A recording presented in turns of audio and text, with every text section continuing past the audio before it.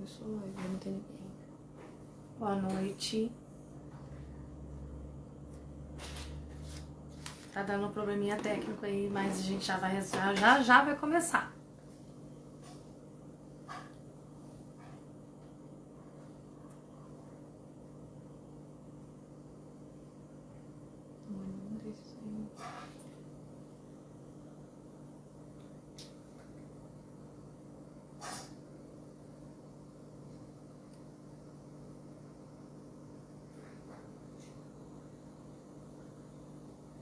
Não, isso aí já tá convidado. Olha aqui, eu falei pra você.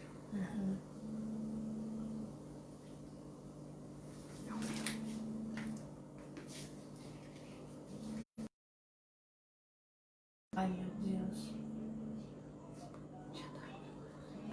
Eu tô nervosa, mas a gente vai conseguir. Probleminhas técnicos aí estão acontecendo. Já faz um tempinho que eu tô tentando entrar, mas a gente vai conseguir. Boa noite a todos.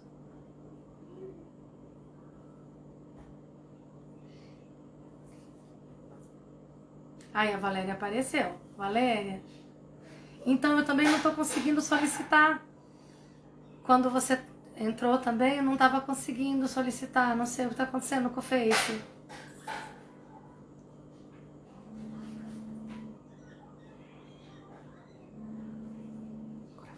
Agora acho que vai. Ah, meu Deus.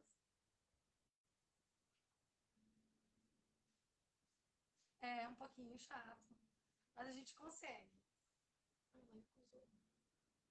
Aceita aí, vou chamar de novo.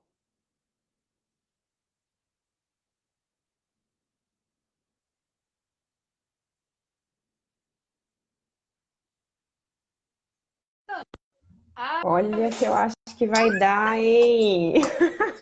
Ai, meu Deus, atrasou um pouquinho, mas a gente conseguiu. Menina, que negócio que tá dando um baile na gente. Que é isso? Pois é. Ai, Valéria. Parece que a gente não é tão jovem quanto parece. Não, eu já passei já da idade. Passei dos 30. Menina, mas olha, eu vou te contar uma coisa, viu? Não era um problema nosso, não, Andressa. Tenho certeza disso. O Facebook estava dificultando a nossa vida. Ó, rodou desde a hora que você me chamou, agora que eu fui receber a possibilidade do convite de entrar, mas deu tudo E eu certo. chamei 7h30 certinho. Pois é, gente, não foi culpa nossa. Olha, são 20 minutos tentando, valorizem a nossa tentativa, viu? Por favor, né? Ó, eu quero dizer, primeiramente, boa noite a todos. Para quem está chegando, para quem vai assistir, para quem vai assistir depois, eu agradeço muito e assista até o final, porque está sendo feito e preparado com muito carinho, já marcado há algum tempo, né, Valéria? A vida Verdade. para ela é corrida, para mim também é corrida, então eu estou muito agradecida, assim, estou me sentindo lisonjeada, que foi pretensiosa, né? Chamar a Valéria aí para fazer essa live com a Ai, que gente. maravilhosa.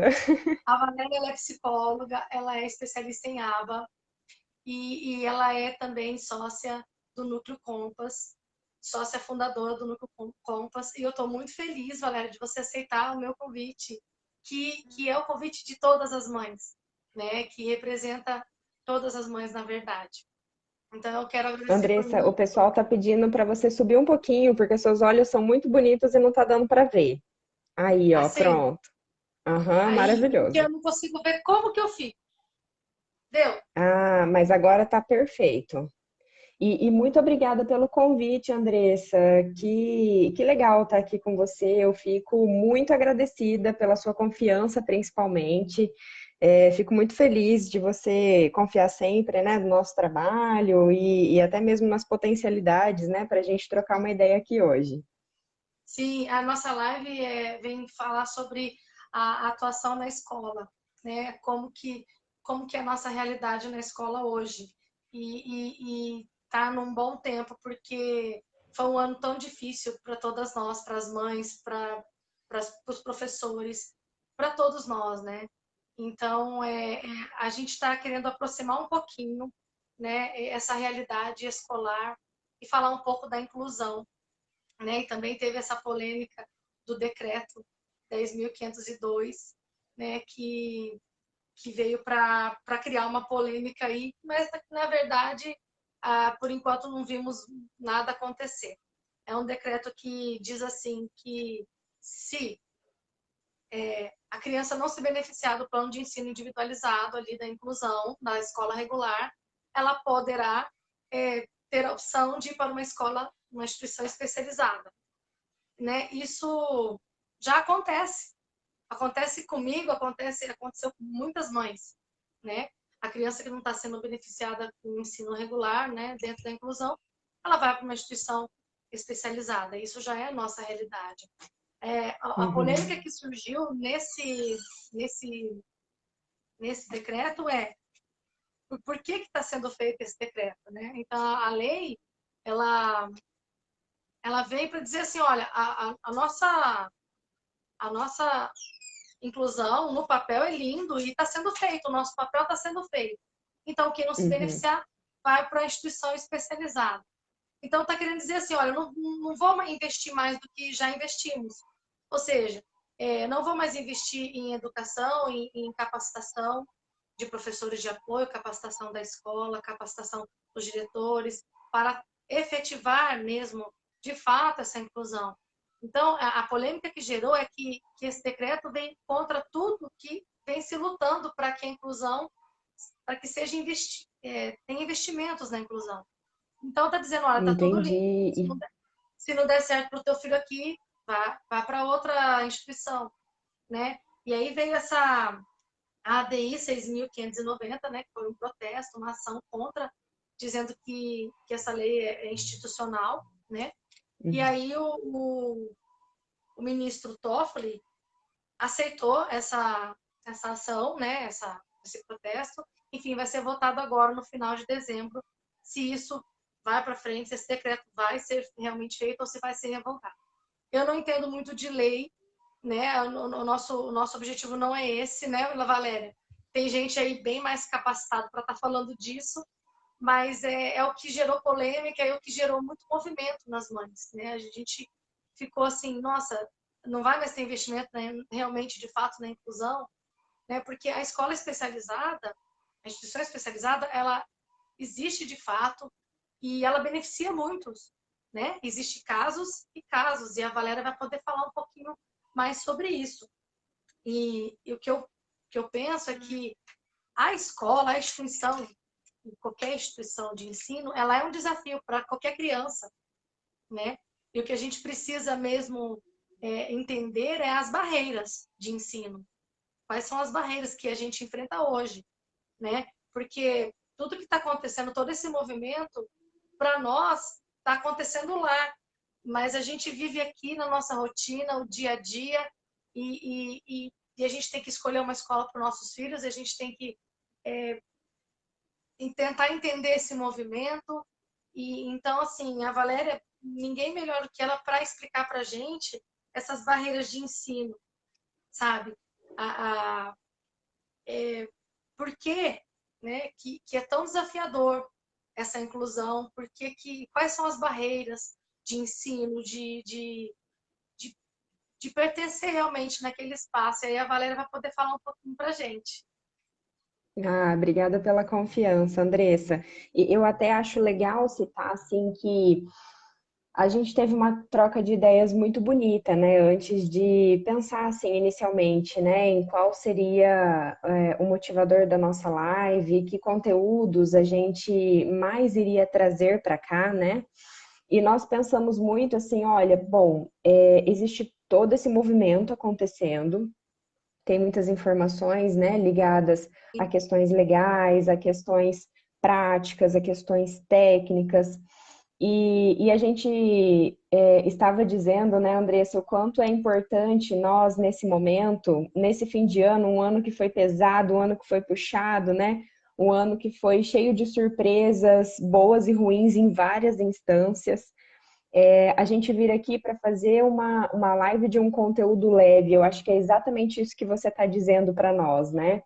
Nós sabemos que existe toda uma questão acontecendo, especialmente nas questões, né, de legislação, né, muitas contestações, mas o que a gente veio se propor a falar aqui para vocês é justamente como que isso acontece na prática, né? Independente de qual decreto que esteja presente daqui para frente, né?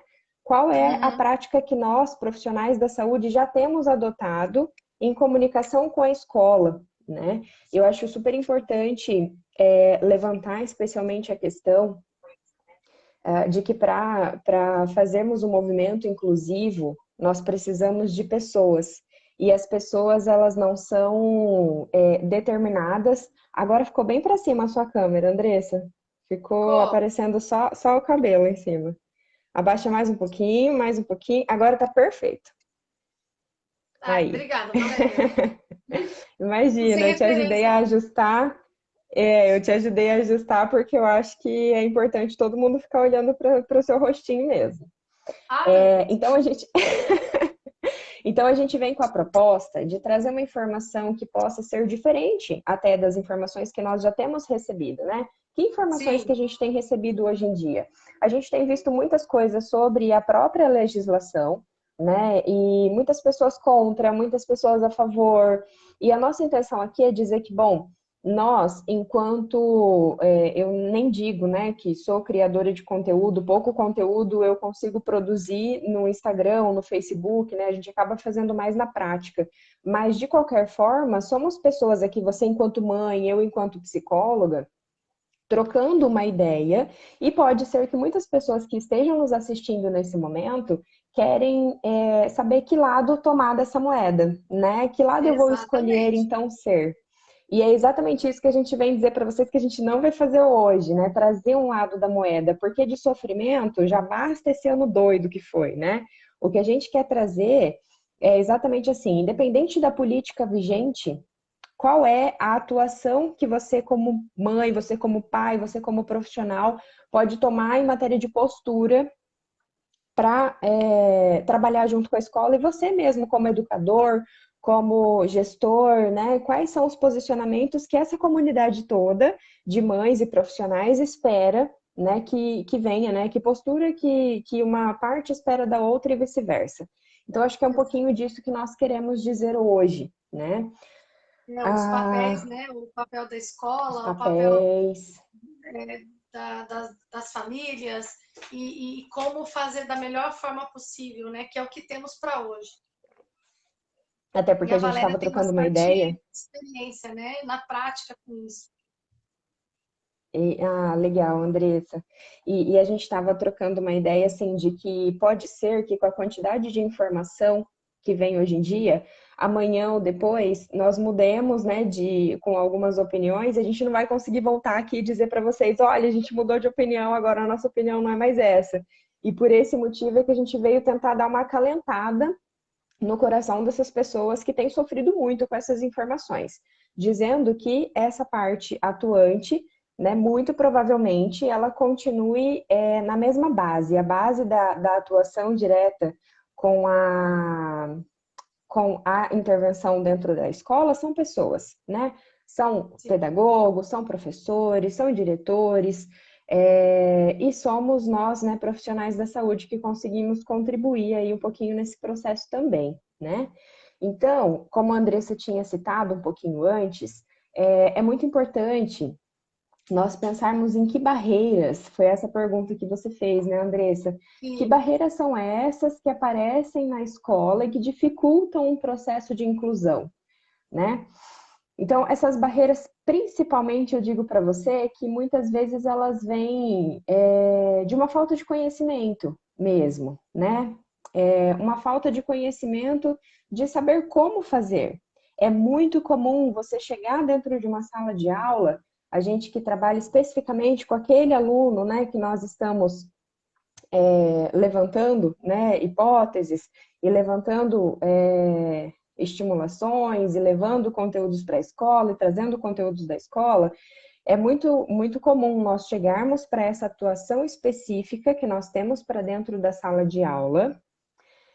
E dentro dessa atuação, nós dizemos, professor, talvez essa criança precise de uma adaptação, porque eu conheço, sei lá, a parte da linguagem dessa criança, né? Vamos pensar num profissional que está trabalhando a linguagem.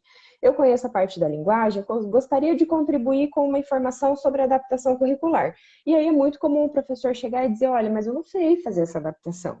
Por quê? Porque muitas vezes o investimento na capacitação do professor precisa ser muito intensificado, né? Porque o professor está lá na linha de frente, ele tem que saber de tantas coisas, de tantos diagnósticos, de tantas possibilidades, né, Andressa? Que eu Sim, acho que o mais importante, assim, é a informação chegar, é a pessoa buscar esse conhecimento, essa informação técnica, essa informação teórica e conseguir aplicar esses conceitos na prática. Né? E aí, eu me lembro que você estava citando assim, uma coisa que eu achei muito importante também, que foi com relação à escola ser um ambiente desafiador para muitas crianças. Não somente as crianças que participam de algum diagnóstico, mas até mesmo assim, a gente pode, né? A gente pode imaginar uma criança talvez com déficit de atenção e aprendizagem. Essa criança tem um diagnóstico nesse sentido que é muito semelhante ao diagnóstico de várias outras crianças. Quantas crianças hoje não participam desse diagnóstico de déficit de atenção e hiperatividade, né? E essa criança também precisa de um currículo adaptado. E como fazer esse currículo adaptado? Ah, onde que eu vou buscar esse conhecimento? Aí o professor começa a se perguntar, né? Eu vou buscar em um curso que fala de autismo, eu vou buscar em um curso que fala sobre adaptação curricular, eu vou buscar em um curso que me fale sobre um ensino naturalístico. Então, onde buscar essa informação? Muitas vezes fica difícil para o próprio professor conseguir entender, né, qual é essa via de capacitação. Né? No sistema público de saúde, talvez uma coisa que a gente mais deva investir mesmo ao longo do tempo, eu acho que, independente da vigência, da política em vigência, eu acho que essa deve ser uma grande determinação dos nossos governos, né? É investir em capacitação, né? É investir em exatamente. conhecimento, Uhum. né? Quanto mais se sabe sobre o assunto, menos você precisa ficar perdido e procurando onde que eu vou me informar, onde que eu vou aprender um pouco mais sobre isso. E aí que eu queria dizer assim um pouquinho sobre esse trabalho que a gente busca fazer na escola, né? Então, para apresentar um pouquinho, né, do que é esse meu trabalho que a Andressa citou, eu sou psicóloga, então atuo no Núcleo Compass, e lá a gente tem essa aproximação das escolas de forma bem, bem intensa, né? A nossa grande pretensão é nos aproximarmos da escola, é conseguir saber o que a escola está precisando, ou o que a escola não está executando, e a gente precisa ser o chato que vai lá, né? Olha, precisa fazer isso aqui, né? Ainda não está sendo feito. Ou então, assim, ó, eu trouxe aqui uma ideia nova para a gente trabalhar determinada coisa. Ou até mesmo o contrário também acontece, viu? Acontece de você chegar numa escola e falar, gente, o seu trabalho tá lindo, quero aprender também, quero levar para a clínica esse pedacinho de conhecimento que eu tive aqui. Então, eu acho que precisa ser uma troca constante. E para isso, eu acho tão interessante, Andressa, que você também, né, como psicóloga em formação, Aham, precisamos citar isso, né, que você tem muito aham, conhecimento. Eu vejo, assim, nos conceitos da análise do comportamento, lá muito tempo atrás, o Skinner já falava sobre o ensino individualizado, né? Ele escreveu o livro que é Tecnologia do Ensino, que, claro, lá naquele livro ele trata sobre formatos de ensino que sejam facilitadores para o trabalho do professor, para o professor realmente se apegar àquelas questões mais individuais das pessoas. É uma coisa que nunca funcionou, né? Nenhuma instância, nenhum país, nenhum lugar aderiu a essa ideia. Mas cada ano que passa, a passos lentos, a gente tem se aproximado um pouco mais dessa consciência, percebe? uhum. Né? Dessa, Vem se dessa questão do provando que ele ensino tem razão. individualizado. Não é, menina? Eu É, acho que um dia ainda vão falar, olha, não é que Skinner avisou? é. E assim, ele falava do ensino E individualizado. quando você fala dessa formação, dessa capacitação dos professores, que é pela falta de informação, eu acho que a gente também tem que compreender a mãe, o mesmo carinho que a gente quer que os professores tenham com os nossos filhos, a gente tem que ter com os professores e a mesma paciência e a mesma, sabe, a empatia mesmo. E aí a gente, só que gera uma ansiedade na mãe, eu sei que gera, mas esse carinho tem que ser mútuo.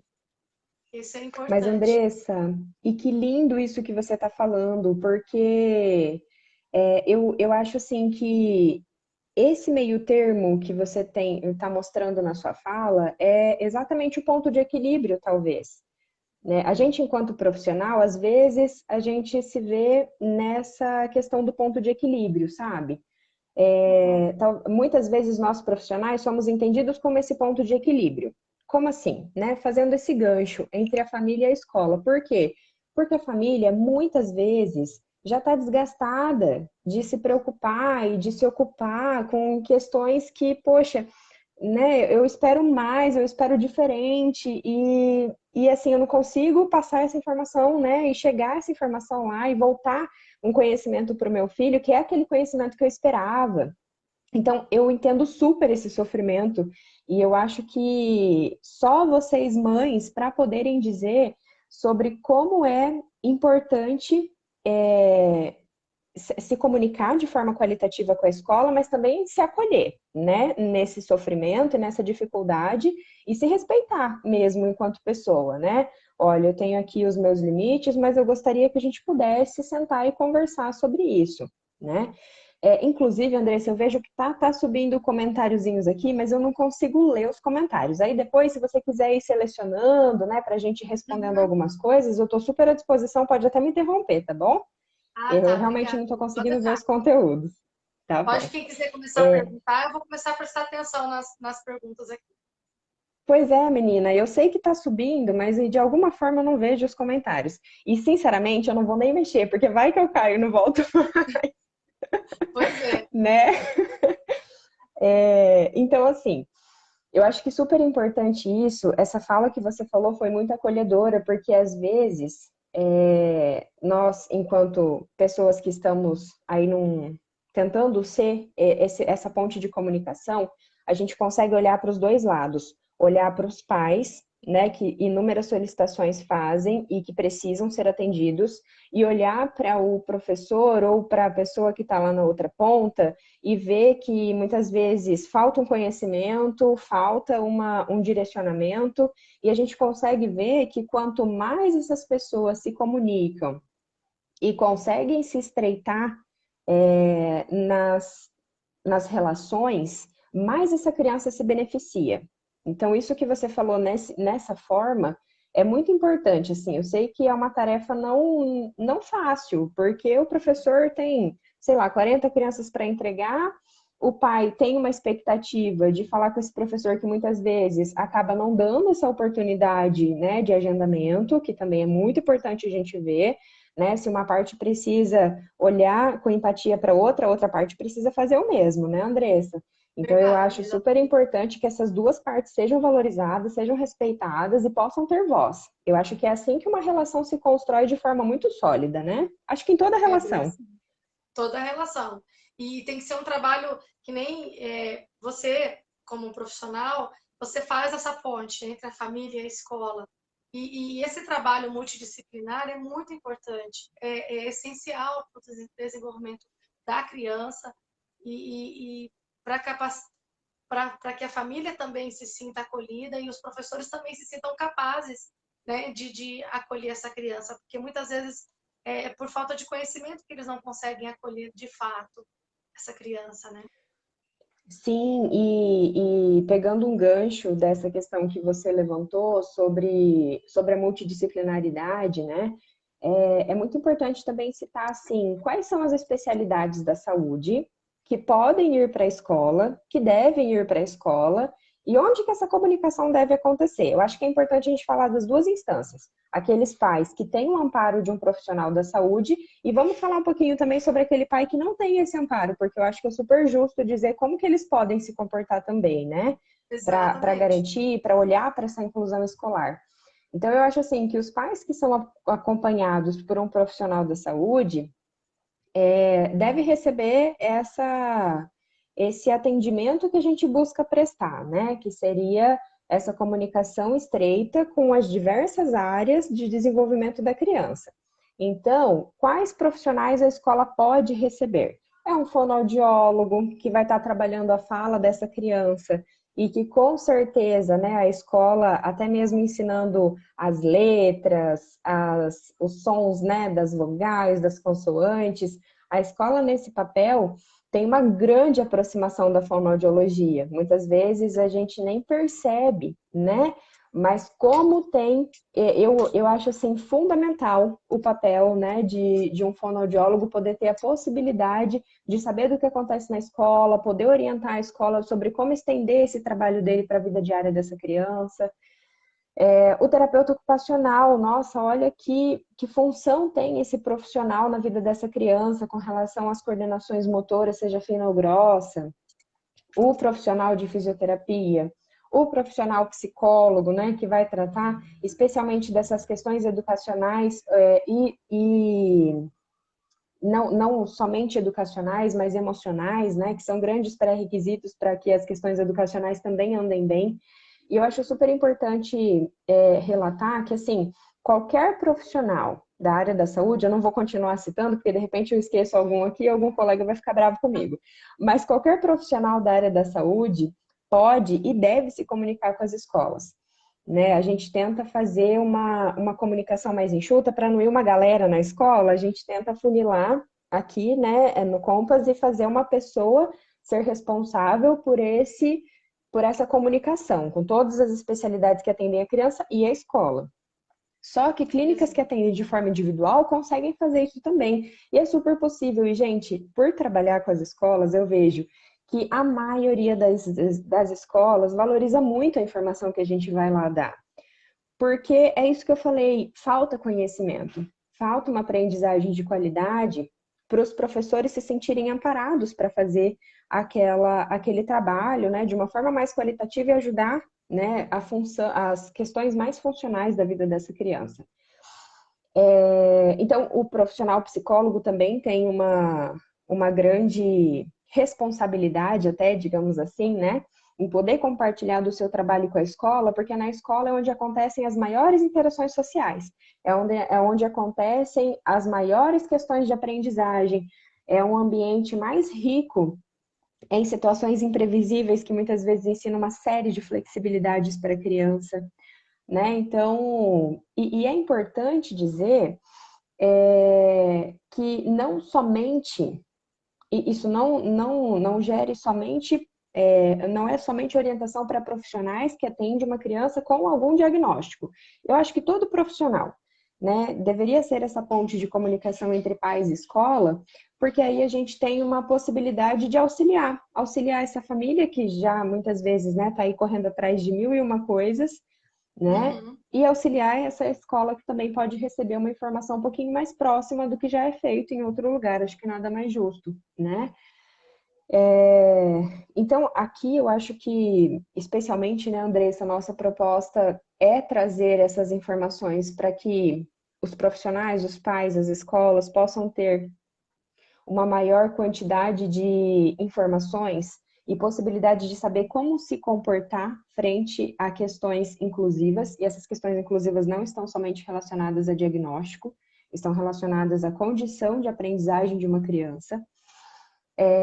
E não, aqui a gente não tá para apontar, né? Se a gente estivesse aqui para apontar, a gente poderia apontar diversos aspectos que são bons e que são ruins de diversas partes, e não é essa a nossa vontade. Então, por isso que a gente está aqui numa ideia bem informativa. Mas se tiver algumas dúvidas, aí a gente dá uma pausinha e fala sobre elas também. Sim. Tá Ah, perguntando como que é ser mãe de um autista, né? e aí? Como Eu que é, acho né? que, nossa, eu É um acho que turbilhão, é eu um acho que turbilhão de essa sentimentos, informação. E essa né? informação, eu dificilmente vi tantas pessoas, muitas pessoas darem essa informação melhor do que você e algumas mães que eu conheço, Andressa, então arrasa. Sim. Eu quero agradecer as mães do grupo de mães de autistas que estão presentes. São mães guerreiras e são mães fortes, informadas, empoderadas, sabe? E elas também sabem dizer muito sobre isso. Eu estou aqui representando elas. E é um turbilhão de sentimentos, Valéria.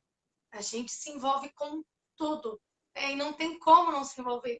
Tudo que vem de notícia, você tem que tentar driblar para não te abalar tanto. E aí a gente vai tentando lidar com isso. E eu acho que as escolas, elas têm a intenção de acolher, mas precisa de investimento. E aí não é visto com tanta necessidade como a gente vê. Porque a gente sente na pele essa necessidade de ser acolhida de forma realmente eficaz, né? E aí não há investimento para isso. Então, aí a gente tem que correr atrás do prejuízo, né? Nós, enquanto família, enquanto os profissionais, para fazer essa ponte. É bem isso que você falou. Exatamente isso que você falou. Fazer essa ponte. O fonoaudiólogo informar o professor como estimular a fala dessa criança, né? Como dar voz também para essa criança. O psicólogo, no comportamento, quando é de esquiva, quando não é, o professor conseguir identificar essas questões para que a criança consiga aproveitar melhor o conteúdo. E aí vem a TO para mexer, trabalhar com essa coordenação, com essa independência motora que a criança precisa, né? Dessa autonomia também, de poder ir ao banheiro, de poder se vestir. Então, é uma equipe que precisa estar junto em benefício dessa criança. E a escola é o espaço, nem você falou, é o espaço que mais vem demandas para essa criança. Lá acontece de tudo, né? Transições de espaços, de momentos, e que a criança tem que aprender a lidar com isso. E então, isso é muito importante, essa criança, e é onde a criança fica 4 horas por dia, né? Então, como não aproveitar esse momento? É preciso aproveitar esse momento. E a Valéria E está lá sabe para uma, isso, para ajudar as crianças a aproveitar o momento. E você sabe uma coisa que eu acho super importante, Andressa, dentro da sua fala, quando você falou dos profissionais que estão para fazer essa ponte, eu lembrei muito da sua colaboração para a terapia, porque você é basicamente um porto seguro, um ponto-chave super importante em todo o trabalho que é feito, né, como mãe, né, em todo o trabalho que é feito para casa, em todo o trabalho que é generalizado, e eu acho que, talvez eu arrisco dizer, que essas informações que você como mãe passa a ter também, depois, né, que começa a ver todas essas informações, por mais que essas informações cheguem e muitas vezes elas impactam de uma forma boa, outras vezes elas impactam de uma forma ruim, mas toda essa informação que chega e que você digere, que você vai lá buscar conhecimento sobre essa informação, te faz uma pessoa cada vez mais forte. E a gente consegue ver isso ao longo do processo. Muita coisa não é terapeuta que ensina, não, viu, gente? É a mãe que ensina pra gente. Muita coisa. Meu Deus. É uma troca, né? É uma troca constante. E eu acho, assim, que... Por que que a gente tem que falar, né, a mesma língua? Os pais, os profissionais e a escola. Porque senão a gente ensina a criança de um jeito, aí a escola ensina de um outro jeito. Se não houver essa comunicação, vai ser mais difícil para a escola ensinar, vai ser mais difícil para o profissional ensinar, vai ser mais difícil para a mãe conseguir entender o que essa criança está entendendo de tudo isso. Né? Percebe como é uma confusão de sentimentos e de aprendizagens que vai acontecendo com essa criança? Então, eu acho que para nós profissionais é um dever fazer essas pontes de comunicações. Eu realmente acho assim que é muito importante. Como um médico, por exemplo, né? Um médico também muitas vezes solicita, né, os relatórios da escola. Eu acho super responsável quando isso acontece. Um relatório de escola, um relatório da equipe médica, um relatório de acompanhamento. Por quê? Para saber quem é o seu filho lá fora, né? Para saber quem é o seu filho além daqueles minutinhos que ele está vendo ali no consultório. Todas essas informações são muito importantes, né? Sim, E e alguns médicos, eles são bem atentos a isso, e já tem outros médicos que precisam se informar que isso é necessário, né? Que esse relatório é necessário para que eles entendam a dinâmica e o desenvolvimento dessa criança, né? Então, as mães têm que estar atentas também aos médicos, né? E exigir essa atenção dos médicos, porque muitos médicos não dão essa atenção, não, não percebem essa necessidade, ou às vezes por um motivo de tempo, né? Eu não vou julgar aqui qual que é o motivo, mas as mães precisam exigir mais qualidade de atendimento desses médicos. Porque há muita questionamentos, eu ouço muitas mães falarem, olha, eu fiquei 10 minutos na sala com o médico. Peraí, mas 10 minutos não dá para você falar de uma criança, não dá para falar de ninguém em 10 minutos. E aí passa lá a medicação, e aí você e os profissionais que lutem com isso. Então, eu acho que as mães têm que exigir mais dos médicos. Eu acho que a partir do momento que as mães começarem a exigir mais, né, essa atenção mesmo, esse relatório, e que eles leiam com atenção e realmente oriente, eu acho que também é uma boa empurrada aí para que todos nós possamos fazer o serviço, né? Um serviço bem feito. Uhum. Às Você vezes citou é os só o médicos, é muito médico que a importante. família tem. Sim, às vezes é só o médico que a família tem para fazer essa orientação, né? Então, de fato, e aí você vê que a gente volta de novo para a questão do conhecimento. É o conhecimento que o Exato, médico precisa ter, né, de ganho, de reconhecimento de causa mesmo. Ele precisa saber que esses relatórios existem e que esses relatórios precisam ser solicitados, ele precisa estar de olho em tudo isso. O pai também, eu acho, Andressa, que isso que você está falando orienta muitos pais que podem estar assistindo ou que podem vir a assistir. Né? O que você pode pedir do seu médico? O que você pode pedir do profissional que acompanha o seu filho? O que você pode pedir da escola? Tudo está relacionado a conhecimento. De repente, o profissional que está escutando também fala assim: nossa, eu não tinha pensado em ir na escola. exato, Poxa, vou fazer exato. uma visita lá. Né? Às vezes, só de você escutar uma informação, você já tem um pouquinho mais de conhecimento e é para isso que a gente está aí, né? Exatamente, para informar que a gente tem direito, que a gente tem que exigir, que a gente precisa se unir, sabe? Eu imagino que eu acho muito injusto que uma característica ou uma condição do indivíduo seja o motivo do fracasso escolar, sabe? Uma característica ou uma condição. Eu acho injusto isso ser o motivo desse fracasso escolar. Então, isso para mim é capacitismo, né? Então, a gente precisa lutar contra o capacitismo, de achar que aquela criança ela não vai aprender. Aquela criança, ela não tem condições de aprender. E ela tem, é só você descobrir o caminho, né, de como conseguir que essa criança aprenda. Capacitismo é um termo novo, mas que já vem aí sendo falado, é a discriminação de qualquer pessoa que tem qualquer deficiência, né? Quando você julga uma pessoa deficiente de não ser capaz, você está sendo capacitista. E como que eu sei que eu estou sendo capacitista, né? É quando você depara com um cadeirante e pergunta para o companheiro qual é o nome dele. Você já julgou que ele não consegue responder o próprio nome. Ou então você Uhum. julga que um cego não consegue atravessar a rua. Aí você invade e você julga que ele não consegue, né? E aí você já invade, já tentando ajudar, julgando que ele não vai conseguir atravessar a rua. Ou qualquer outro tipo de deficiência. E muitas pessoas julgam a pessoa que tem deficiência auditiva de não conseguir aprender, de não conseguir se expressar. O autista também é muito julgado. Então, a gente precisa lutar contra esse capacitismo, né? A gente tem que refletir sobre isso. Eu acho que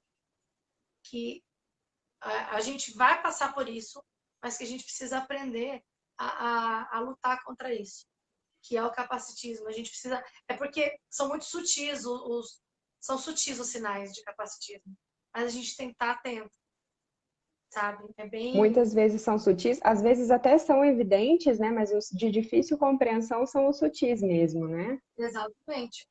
E É, que e, acontece, né? Que estão aí na vida, no dia a dia. mas sem julgamento, é só uma reflexão, tá? E não é sobre combater pessoas que a gente está conversando aqui, é sobre combater ideias, é sobre é, é, informação, é sobre ideias, é sobre como melhorar essa questão, sabe? Eu não tenho nenhuma pretensão de proteger o Gabriel do capacitismo.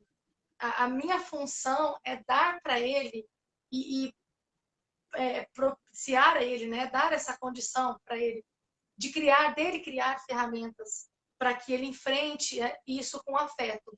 Então, eu quero criar ferramentas com o meu filho para que ele enfrente isso com muito afeto e com muita clareza.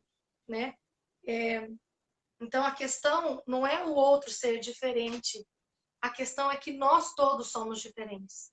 Então, a gente tem que lidar com nós somos diferentes, não é o outro que é diferente de mim. Todos nós somos. Então, é muito, me pega muito essa questão. E aí fala assim, mas gente, meu filho não fala, porque fala assim, né? As mães, inclusive, falam assim, nada de nós sem nós. E exatamente. Nada, nenhuma coisa, nenhuma atitude tem que ser tomada pelas mães sem as mães. Então a gente precisa dar voz às mães. E a gente também precisa dar voz aos nossos filhos. A gente precisa dar voz aos deficientes físicos. Porque muita coisa é tomada de decisão sem consultar os deficientes. Muitas questões são tomadas, as decisões são tomadas sem a voz do próprio deficiente, né? Mas aí tem a questão do autismo. Muitas crianças não falam. Mas como eu vou fazer então? Como eu vou dar voz ao meu filho se meu filho não fala, né? E aí eu fiquei pensando que voz é feito de história, voz é feito de corpo, voz a gente ecoa, voz a gente sente, voz é feito de amor, sabe? Então a gente precisa dar voz aos nossos filhos. São sinais sutis, eles têm a voz deles. E a gente precisa respeitar a voz dos nossos filhos. Eles têm a voz deles. A gente nunca vai sentir o que eles sentem. E vocês nunca vão sentir uma mãe, ou as pessoas nunca vão sentir o que uma mãe sente. Mas a gente tem que entender que a gente nunca vai sentir o que os nossos filhos sentem. Então a gente precisa dar voz aos nossos filhos e entender que eles têm as suas vontades, eles têm uma história, eles têm um corpo e a gente precisa dar condições para eles ecoarem isso da forma deles, do jeito deles, e a gente precisa respeitar isso. E isso é uma luta contra o capacitismo, porque a gente às vezes se pega sendo capacitista com o próprio filho. Então a gente precisa entender isso e perceber esses sinais, né, de que a gente precisa respeitar o limite e o espaço deles. Andressa, você é uma pessoa maravilhosa. Olha essa fala, gente. Eu acho que você consegue tocar o coração de tantas pessoas, Andressa, com essa fala. Eu acho tão bonito isso que você está falando, ao mesmo tempo é tão cheio de dor, é tão cheio de amor, é tão cheio de tudo, né? Que você chega realmente a emocionar todas as pessoas que estão escutando, porque, gente, não é fácil, né? É você viver todos os dias olhando minuciosamente para cada linhazinha que as pessoas estão falando, para cada coisa, para cada forma, né, como elas estão agindo. E aí, quando a gente fala em escola, o negócio se torna maior ainda, porque aí a gente está falando de 400, 500 pessoas no mesmo lugar, né? Uhum. E como olhar para tudo isso e como saber como seu filho está se sentindo, né, frente a muitas, né, pessoas que estão passando por ele todos os dias. Eu acho que esse sentimento que você descreveu, ele com certeza ilustra muitos sentimentos de pessoas que passam por questões diagnósticas, que passam por questões de exclusão, seja a exclusão por um diagnóstico, seja a exclusão por uma capacidade, seja a exclusão por uma potencialidade que a pessoa não consegue alcançar na medida que os amigos alcançam. Então, né, eu acho que todo mundo deveria escutar essa fala e acolher de uma forma muito bonita, porque, sem dúvida nenhuma, é uma fala que embasa tudo que nós, como seres humanos, deveríamos sentir, né? Tudo que nós, como seres humanos, deveríamos minimamente olhar para o outro e pensar, né, que existe uma história de vida, que existe, né, um ecoar de situações, como você está dizendo, né, que existe uma verdade que está intrínseca muitas vezes porque a fala não é possível, mas a história da vida da pessoa está ali para contar quem ela é e quais são as vontades dela. E eu acho que não faz sentido falar de inclusão se a gente não falar desse respeito, né? Se a gente não falar do respeito que a gente precisa ter para o olhar da família, para o olhar da criança, para o objetivo de quem está ali todos os dias, né? Olhando para os desenvolvimentos dessa criança e olhando para todas as potencialidades que ela tem para o mundo, né? Para a vida dela. Exato. ela precisa se sentir pertencente, ela precisa pertencer àquele espaço. Ela precisa ser protagonista de si, protagonista das suas vontades, protagonista da sua vida, do seu espaço. Ela também precisa protagonizar naquele ambiente, ser protagonista daquele ambiente e pertencer. Então, quando a gente tem esse sentimento de que a gente pertence àquele espaço, a nossa autoestima e a nossa autoconfiança facilita com que a gente consiga expressar, com que a gente consiga aprender. Então, essa autoestima é importante para que a criança consiga realmente aproveitar aquele momento, se sentir, porque se ela não se sentir pertence, se ela não se sentir que pertence àquele espaço, ela vai se isolar. Então, isso serve para qualquer criança, para criança com TDAH, para crianças tímidas, que tem essa questão da timidez, para crianças que não conseguem aprender, tem déficit de atenção ou que tem uma deficiência intelectual, né? Então, você criar esse ambiente para essa criança, e eu acho que vai muito da conscientização das famílias, as famílias instruindo os seus filhos, conversando sempre com os seus filhos, as escolas tendo roda de conversa sobre essas questões. Olha, eu tenho um amiguinho na minha sala que ele não consegue acompanhar a conversa, e aí a família também orientar essa criança a como acolher esse amigo de sala, os professores também orientar os amigos, e para que essa criança se sinta pertencente àquele ambiente, para que ela se sinta acolhida. E eu tenho certeza que quando ela se sentir assim, e a autoconfiança dela vai fazer com que ela explore mais e aprenda mais e seja feliz naquele lugar. É isso que importa para mim enquanto mãe. Eu acho que para todas as mães aí que estão nos ouvindo. E eu acho que isso ilustra muito a temática que a gente resolveu trazer hoje. Não é à toa que o título é A Inclusão Vai para a Escola. Porque a inclusão, ela vai mesmo para a escola, ela não se cria sozinha na escola. A inclusão vem do conhecimento de quem vai fazer, do conhecimento de quem vai cobrar e do conhecimento de quem vai viver, né? A inclusão, ela está presente na nossa história de vida. Ela está presente, a inclusão ou a falta dela, né? Tá presente na nossa história de vida, está presente na história de vida do professor, está presente na história de vida dessa criança ou dos profissionais que vão atender. O que vai mudar quando essa criança chega na escola é que todos esses valores de todas essas pessoas que estavam em volta dessa criança até agora começam a fazer sentido na vida dela. E aí é que tá, né? Aí quando todos esses valores se juntam, essa junção precisa ser uma junção consistente, essa junção precisa falar a mesma língua, essa junção precisa querer um bem maior para essa criança. Se isso não estiver acontecendo, todos se beneficiam. Vai ser mais fácil o trabalho para o professor, a vida da criança, o trabalho para que um profissional consiga alcançar as potencialidades que ele está tentando para a criança. Vai ser mais fácil a vida para os pais, que não vai ter que ficar correndo atrás de coisas óbvias, né, que já são direito deles. Então, eu acho que é isso. Muitas vezes falta o conhecimento, falta a história de vida relacionada à inclusão, para que essa inclusão já possa existir e ela só ir para a escola. Eu acho que esse é o nosso processo ideal, né? Quem sabe a gente chegue, né, nesse movimento, né, Andressa? Mas eu acho que mães muito bem informadas, assim como você, assim como colegas que eu sei que você tem também, quanto mais as mães tiverem informação, quanto mais elas souberem que essa é a potencialidade de trabalho que as especialidades de saúde ou que a escola tem para oferecer para o seu filho, mais ela vai poder saber o que pedir, né? Porque se ela não souber nem o que pedir, aí a escola não dá, o pai não pede e aí nada acontece, né? Então, e a escola precisa ter uma informação prévia, porque não é quando os pais cobram que a inclusão tem que acontecer, a inclusão tem que estar lá intrínseca. Né? Mas essa é uma realidade que ainda não faz parte de muitas partes do nosso sistema educacional, mas que aí a gente luta minimamente para conseguir fazer com que isso aconteça nos lugares onde a gente está presente, né? Não precisava ser uma luta, mas por enquanto está sendo.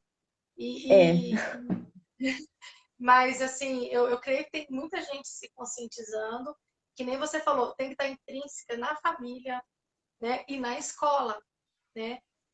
Eu acho que a criança vai muito do modelo do comportamento dos pais e de todo, que nem você falou, de todo a sua história de vida, né?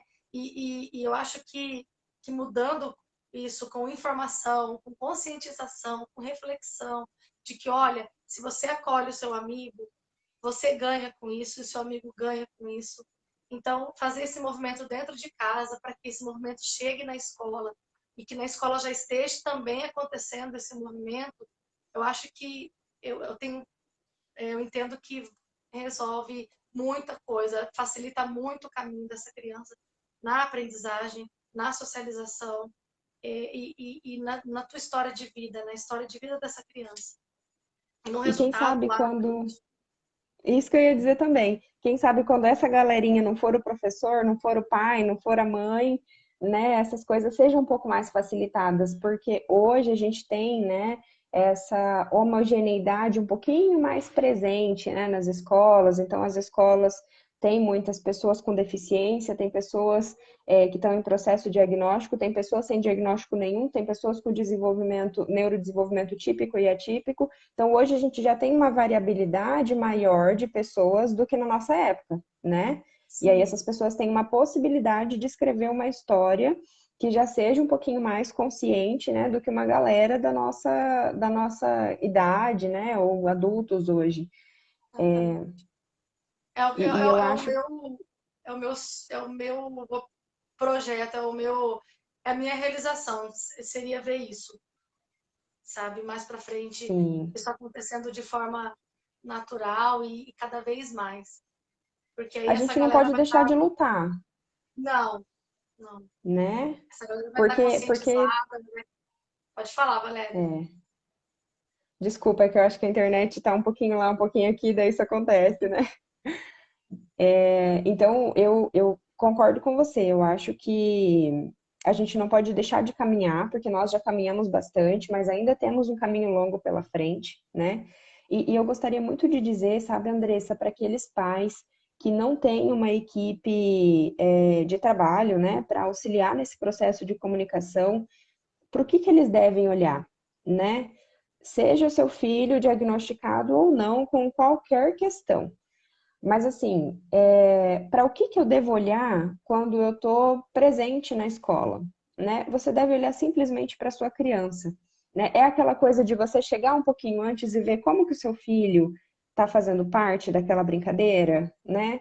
Como que ele está olhando para aquelas crianças, se ele está no mesmo grupo, se ele não está naquele grupo.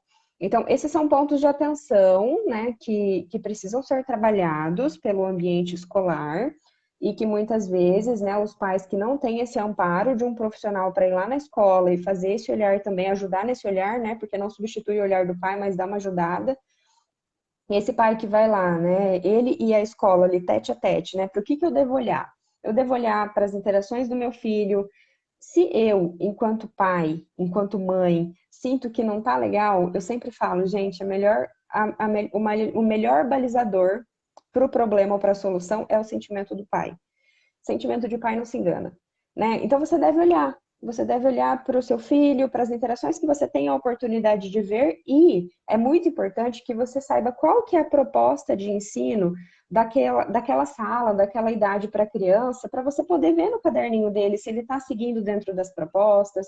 E se você perceber que não está seguindo, pensando muito nessa fala da Andressa, né, que precisa ter uma conversa com afeto, eu penso que existem duas vias de acesso. Aquela via de acesso que você chega e briga e fala, olha aqui, ó, meu filho não está fazendo isso, porque você tem que achar uma forma diferente de ensinar.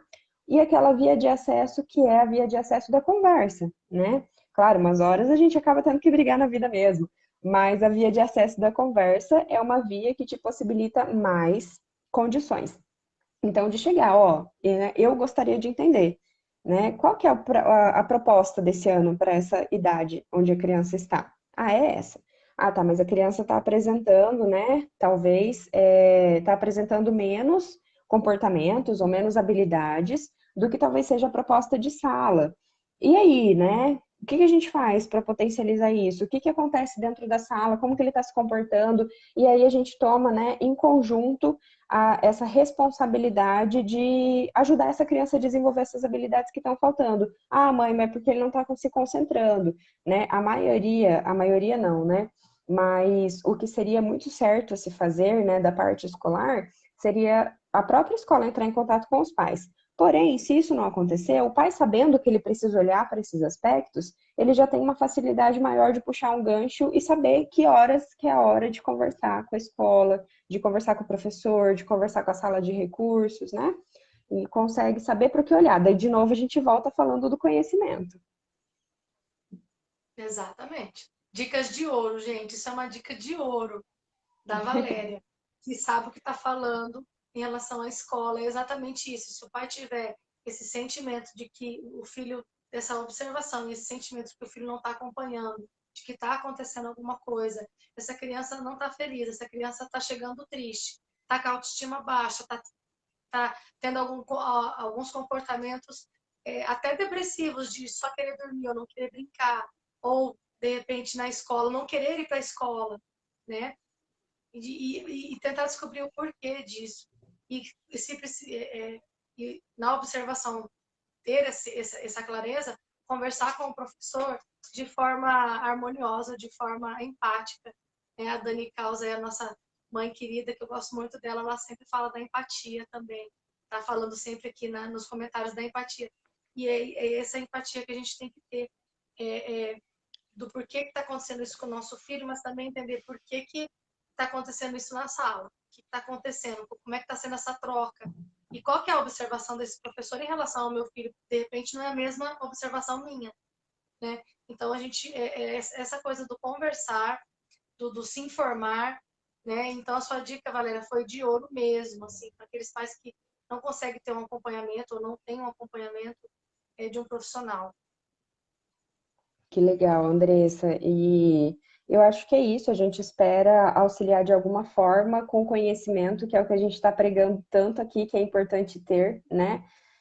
Se a gente conseguir levar um pouquinho de conhecimento para pais, seja para profissionais, seja para alguma pessoa de escolas, eu acho que a gente já deu mais um passinho na nossa caminhada, né, Andressa?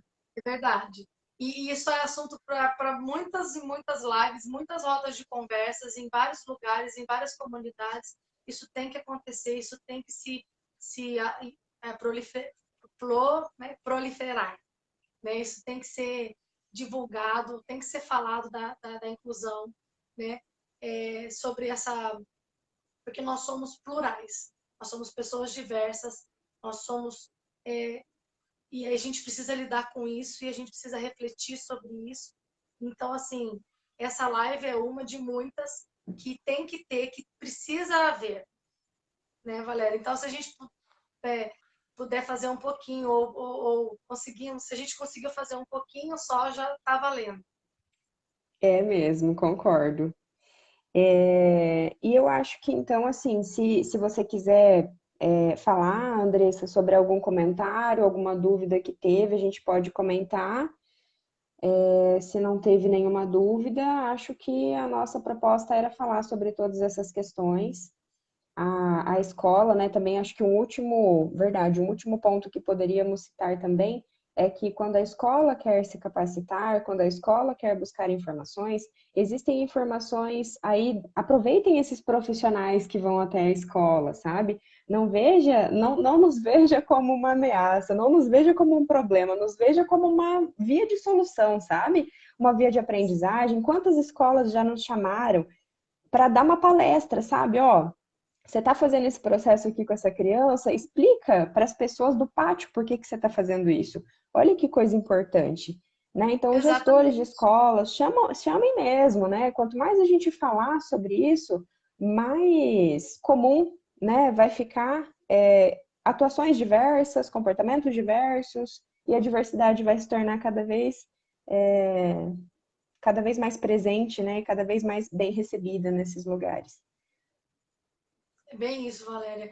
É fazer essa rede, mais uma vez, de informação, de Uhum. reflexão, de conscientização, promovendo rodas de conversa em comunidades, em escolas, do porquê é preciso ser feito esse trabalho. As escolas também ver os profissionais com carinho, né? Que realmente você falou que está ali para ajudar, não está ali para julgar, de jeito nenhum para julgar, ou para apontar erros, ou para dizer que aquela escola não é isso, é realmente somar, somar. Então, Somar. o que a gente está fazendo nessa live? A gente está somando um pontinho. Então, cada de pontinho em pontinho, a gente chega lá. Se a gente puder somar, com certeza isso vai se proliferar, né? Então, é o que eu penso, e com muito amor, com muita empatia, sabe? Eu sei o que as mães sentem, elas sentem na alma essa dor de ver que o teu filho não tá pertencendo àquele ambiente, ele está alheio àquele ambiente, e isso é muito frustrante. Então, se houver esse movimento, cada vez mais com informações, que essas informações façam as pessoas refletirem, pensarem sobre isso, pensarem sobre capacitismo, se vigiar em relação ao capacitismo. Será que eu estou sendo capacitista com essa criança, com essa pessoa? E fazer esse movimento, que é o nosso tema, né? A inclusão vai para a escola. Então, começa de casa, vamos para a escola e informar com muito carinho, com muito acolhimento. Então, a mensagem que eu deixo aqui é refletir, acolher e Se passar capacitar. adiante, se capacitar, se informar e passar adiante essas informações. E eu queria agradecer É isso muito, aí. muito, muito a tua presença. Eu estou lisonjeada de estar fazendo uma live com você, viu? Deus te abençoe. Ai, obrigada, Andressa. Eu que estou super feliz aqui de ter sido convidada. Obrigada pela confiança e obrigada, inclusive vou dizer em nome de todas as pessoas que escutaram ou que vão escutar a sua fala, obrigada pela sua fala, Andressa. É super importante ouvir tudo que você tem para dizer. Obrigada pela confiança. Agradeço também, né, todo mundo que estava aqui com a gente até agora. Sim, Obrigada pela essa oportunidade. responsabilidade. E é isso aí, né? Para próximos passinhos, estamos juntos. Ai, que Deus, se Deus quiser, vamos Amém. chegar lá. Muito obrigada, viu? Obrigada. Tchau, Obrigada a tchau. todas as mães e a todas as pessoas que nos acompanharam até agora. Deus Obrigada abençoe. mesmo, gente. Tchau, tchau.